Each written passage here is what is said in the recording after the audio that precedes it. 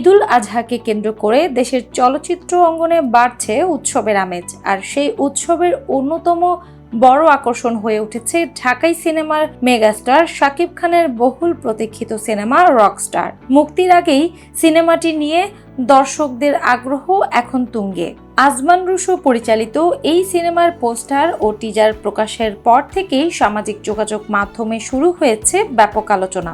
দেশের বিভিন্ন জেলা শহরের বিলবোর্ডেও চলছে সিনেমাটির জোর প্রচারণা। সব মিলিয়ে ঈদের সিনেমার দৌড়ে শুরু থেকেই শক্ত অবস্থান তৈরি করেছে রকস্টার। এমন আবহের মধ্যেই সামাজিক মাধ্যমে নতুন এক পোস্টার প্রকাশ করে আবারও আলোচনায় এসেছেন শাকিব খান।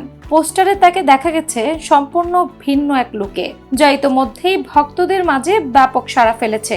পোস্টারটিতে একটি জ্বলন্ত গাড়ির দরজা খুলে গাড়ির সিটে বসে থাকতে দেখা যায় শাকিব খানকে। তার ডান পা বাইরে রাখা, কালো চশমা এবং মাথা ভর্তি ড্রেডলক চুল, পরনে কালো রঙের স্লিভলেস গেঞ্জি, 3/4 জিন্স প্যান্ট এবং পায়ে লাল রঙের স্নিকার্স।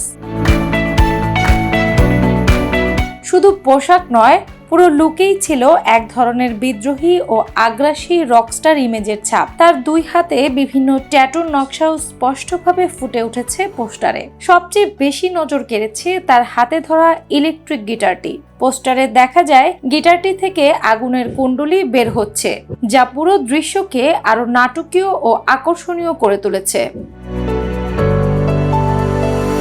পোস্টারটি প্রকাশ করে শাকিব খান ক্যাপশনে লিখেছেন, সব হাত গিটার ধরে না, কোনো কোনো হাত বিপ্লব ঘটায় রকস্টার। তার এই সংলাপধর্মী সামাজিক মাধ্যমে দ্রুত ভাইরাল হয়ে পড়ে। জানা গেছে সিনেমাটিতে এক রকস্টারের উত্থান, সাফল্য, ব্যক্তিগত সংগ্রাম এবং জীবনের নানা টানাপোড়েনের গল্প তুলে ধরা হবে। গল্পে যেমন থাকবে গ্ল্যামার, তেমনই থাকবে আবেগ ও নাটকীয়তা।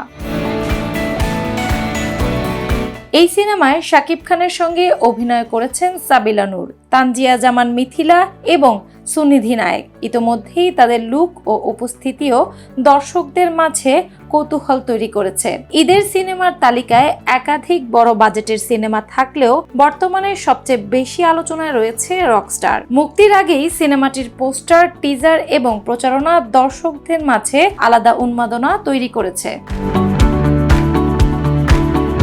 ডেস্ক রিপোর্ট, বাংলা বাজার পত্রিকা।